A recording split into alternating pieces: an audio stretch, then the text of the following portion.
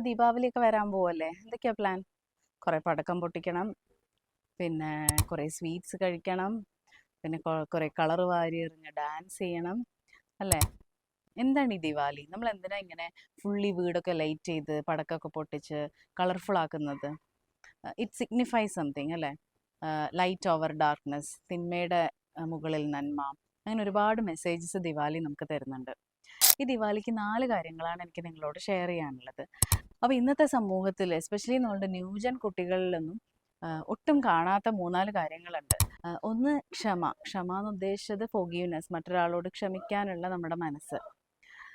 2 ആത്മാർത്ഥത. 3-മത്തത് നന്ദി, ഗ്രാറ്റിറ്റ്യൂഡ്. 4-മത്തത് ഒത്തൊരുമ.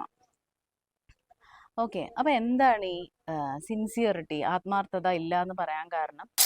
നിങ്ങളെക്കുറിച്ച് തന്നെ ഒന്ന് ആലോചിച്ചാൽ മതി. നിങ്ങൾക്കൊരു ജോലി തരുമ്പോൾ നിങ്ങൾ എത്രമാത്രം ആത്മാർത്ഥതയോടെയാണ് അത് ചെയ്യുന്നത്? ആ പറഞ്ഞ കാര്യം അതേപടി ചെയ്യുകയാണോ?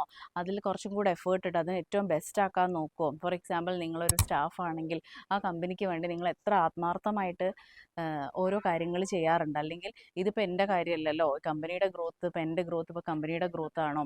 ഏതൊക്കെ രീതിയിലുള്ള ചിന്തകളാണ് നിങ്ങളുടെ ഉള്ളിലൂടെ പോവാറ്? നിങ്ങൾ തന്നെ ആലോചിച്ച് നോക്കുക. അത് നിങ്ങളുടെ പ്രൊഫഷനിൽ മാത്രമല്ല, നിങ്ങളുടെ ഫാമിലിയുടെ ഇടയിലാണെങ്കിലും ഫ്രണ്ട്സിൻ്റെ ഇടയിലാണെങ്കിലും ഒക്കെ നിങ്ങൾ എത്ര സിൻസിയർ ആയിട്ടാണ് നിങ്ങളുടെ ഫ്രണ്ടിൻ്റെ അടുത്തും നിങ്ങളുടെ ഫാമിലിനോടും ഓരോ കാര്യങ്ങളും ചെയ്യാറെന്നുള്ളത് നിങ്ങൾ ആലോചിക്കുക.